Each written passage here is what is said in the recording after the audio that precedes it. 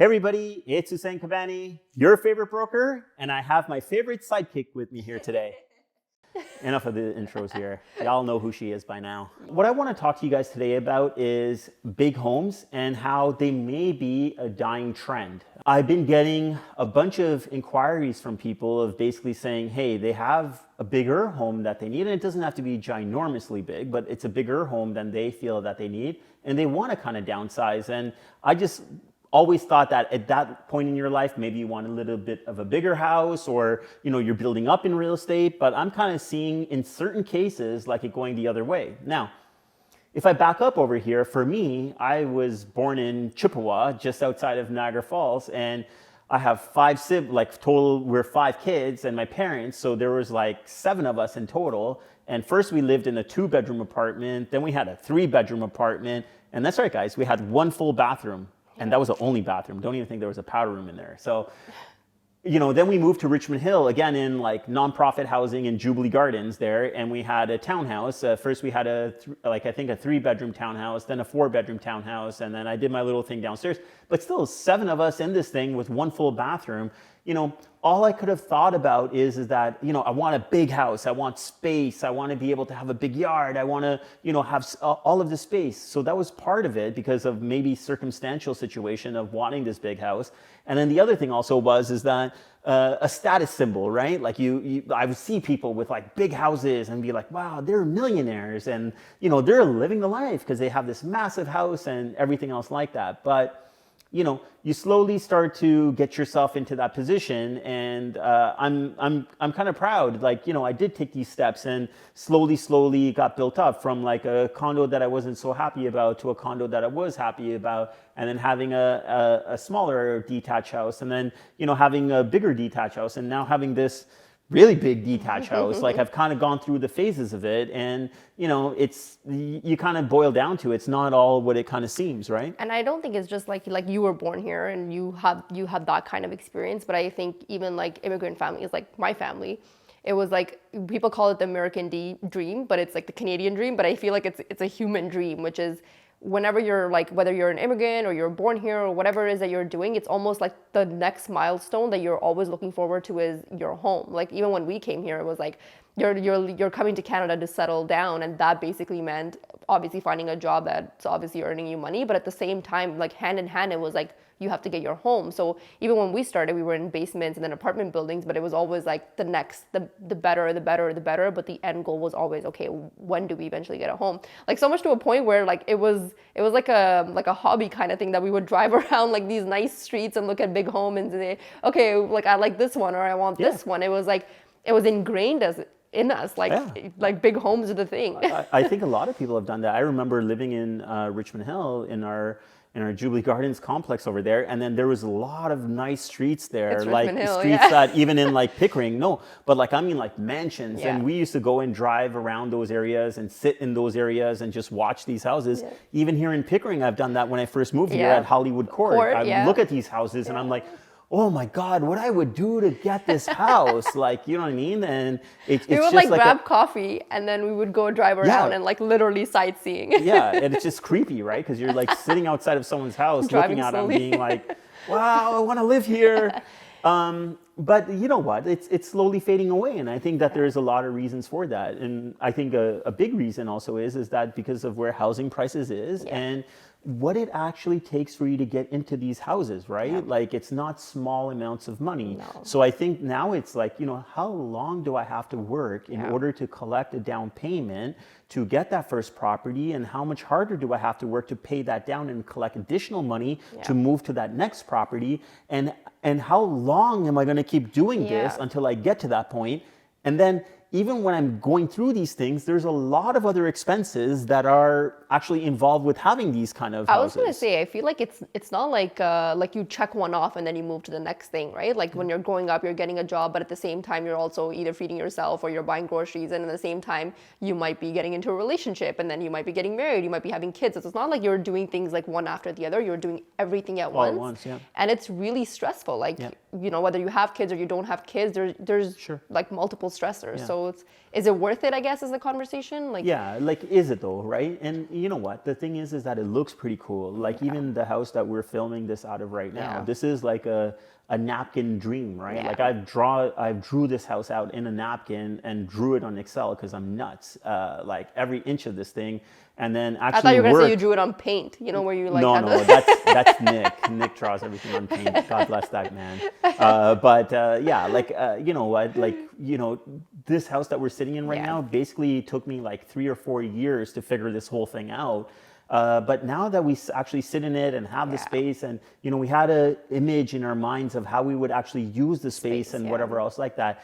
But you know what? Then you come up to a bunch of other stuff when you're inside of this house, which is Yeah. basically like, wow, that lawn is actually pretty big. And I suck at lawn care. And we live in a neighborhood where I don't want my lawn to look bad. Great. Like, how much is it going to cost? Like $80 a week to have it cut? Like, that can get expensive. Okay. Then I got to get irrigation. Like, then I got to run the water. Like, I think my last water bill was like $700 to keep watering this thing. Like, I feel like the before, costs are like insane. Yeah. Like, I feel like even the way that I look at things has changed. Like, if you looked at a backyard before that was like 100 feet, you'd be like, whoa, look at this backyard. And then you start imagining, like, where could the pool go? Where could this go? Where could that go? But now when I look at a big yard, I'm going, How much does that cost to water? yeah, like how much is so it going to cost to green? keep it green? Yeah, like It's crazy how many costs it really come is. up with. Yeah. And just to give you guys a picture, like one night, Aima and I were sitting downstairs and watching TV, and she's like, "Is there like we have 2 little fridges in the downstairs?" Yeah, I get it. Yeah, Whatever. I was Yeah. gonna say at a risk of sounding like a we have these snob. little fridges downstairs, and she's like, "Is there a Coca-Cola in that fridge?" I was like, "You know what? The definition of having a home like this is not thinking about, is there Coca-Cola in there? To have a house like this, you have to have the ability to say that you have somebody that's going to go around your house Stock and that it. knows what you need. They're going to go out and get it and stock it for you. The question shouldn't be, do I have? It's like, it's already going to be there. Yeah. Like, that's the picture that you have, like I have anyways, when I had the dream of this house. Like, everything is stocked, everything Yep, is good, yeah. everything is filled.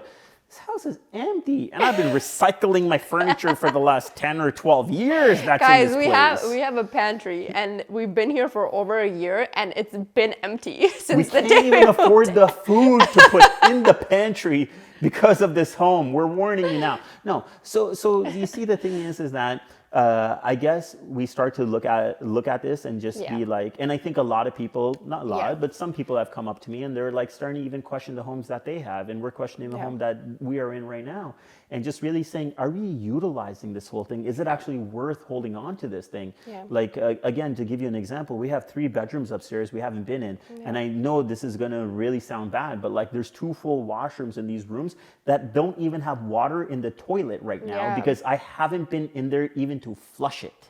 Yeah. Okay. So, and are the gaskets all, I don't know how plumbing works, but are they all still going to be tight because I haven't run the tub in there? Yeah. Probably not. I don't know. Is it going to leak the next time I turn it on? I have no idea. Haven't been in there. And I guess it, like that changed over time. Like when we were doing this whole thing, the idea was like, we were trying to have kids, and obviously that hasn't happened yet. So I think when we started, the dream was that this space is gonna get used the way that we were kind of intending it to be. But at the same time, we've also realized that, hey, if your plans aren't working out the way that you intended it to be, it doesn't necessarily mean that you need to continue living in a 4-bedroom home when you really just need 1 Yeah. or 2, right? So but like pivot as you go, and Sure. you realize, hey, as you go, do you need this space and what do you need it for? And then change it if it doesn't work, right? And you know what, like we run, like now I'm running into more and more people, like I said, that want to actually say, hey, even this single car detached Yeah. for me and my 2 kids is too big. Like, big, we don't yeah. want it. We don't want to cut the grass. We don't want to rake the leaves. We don't want to do the snow. We just want to go somewhere where this is all going to be taken care of for us.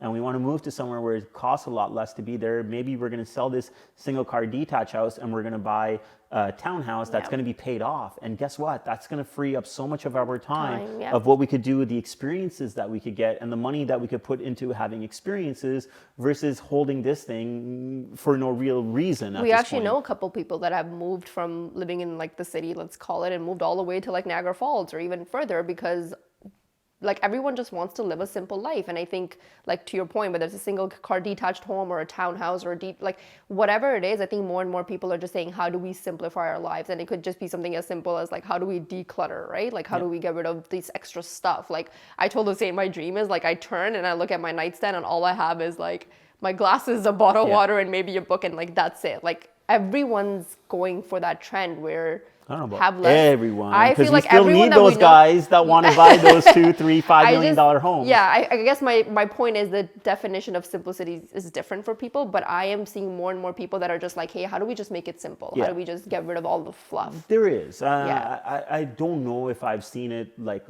get lit that much at this point. I know a lot of people that want to still scale and whatever else like that, but I've heard it a lot more right now where people want to kind of downsize, even though that they don't really need to downsize, but it's just to get that lifestyle, a little bit more freedom in their lifestyle. Like I think we would even like to be at a point, and maybe 5 or 10 years from now, where we have a smaller space where we could kind of lock the door, get into our trailer, and be like, we're just gonna go away for like 3 months, and I don't have to worry about anything else about the house, and then we have a little crash pad to come back to. And I feel like we're, I guess you could say that we are speaking of somewhat of an experience, because we've lived in all sorts of sizes of homes, right? Like when we started, it was like your home was like 3,500 square feet. So we were in 3,500 square feet and sold that in order to build this thing. So we moved to another investment property that I had. And then we moved into another, so we basically moved from 3,500 square feet to 1,750 to 1,100 square feet, which is probably the best space that we've actually had. You would never think that would be the best space, but that was actually the best space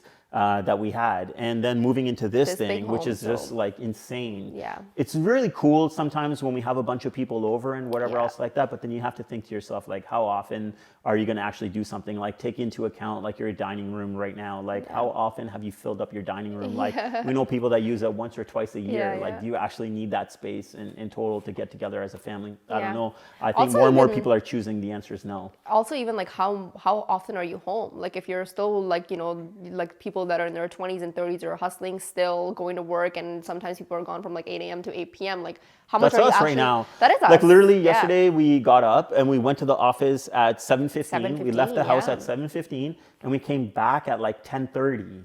And literally we came inside of the door. I dropped my bag at the front steps over here, went upstairs, went to sleep, and I woke up and I grabbed my bag right from where I put it and I left the door. Like there was no utilization of anything. I might as well have just gone to a hotel room or a bachelor a condo and then just left. Like it didn't make any sense. I think that's like, you just have to figure out like, what are you using the space for? How many people do you have in your family? Do you have a big family? Do you like to have a lot of gatherings? And if the answer is like no to all of these things, it's like, why are we stressing ourselves out? So there's a lot of evaluation happening. And you know what? The thing is, it's different strokes for different folks, right? Like whatever you like is what you like, but that is kind of what we're kind of seeing. The trend, it might be what we are seeing because that's what we're experiencing at the same time, right? Like law of attraction. Like we're basically at a point where we're like, I don't need all this stuff, even though this was a big dream, a big thing or whatever. And sometimes you don't know that's not what you want until you get it, right? So it's very hard to tell. And maybe you will strive for that. But my point here is that if you realize that and you do a good evaluation that, hey, if you're in a situation and you don't actually need it,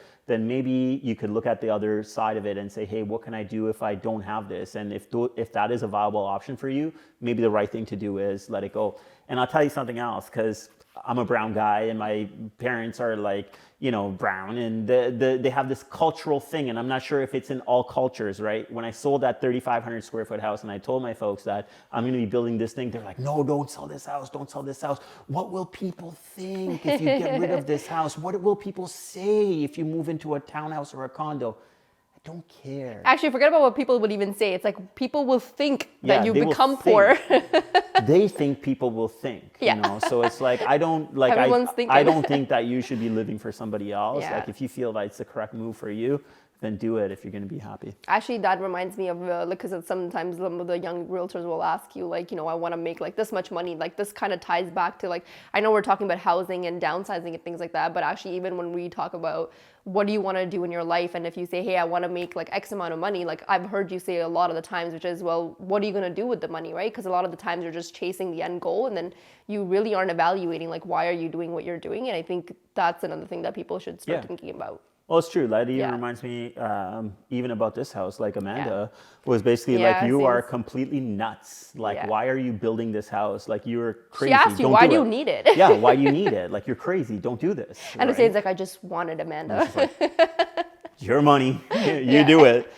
But Yeah, I think there's just like, But you got to experience it, Yeah, you right? have to Like I experience no it. regret. Like wow, there's what a cool experience. Yeah, But this is going to be done. So if y'all know a really big family that needs a That needs a sick big home. house, DM me. this is us soliciting buyers out there. If Buyers you need a out big there. home and you have a big family that you like and you want to use the space. But remember, the number starts with a 4. All right. Okay, No, guys. it doesn't. All right. This Anything was else? fun. No, this was good. Yeah. All right. So, guys, hope you guys enjoyed this. If Yeah. you want to see Aima on more of these, then like it. And if you don't want to see her on more of these, then comment below and let us know. So we'll make an evaluation if we should keep her on these or not keep her on these based on what your reaction is. I know y'all want to see me, so we're not going to have that poll on this. No, Cool. but you can like it anyway if you All want to right, see more of a guys. scene. So like it, share it, and most importantly, subscribe because I have the best content. Until next time, guys, remember one thing, Get Kabani. get sold. Sell it, sell it, sell it, sell it, sold. Sell it, sell it, sell it, sell it, sold. Sell it, sell it, sell it, sell it, sold. Sell it, sell it, sell it, sell it, sold.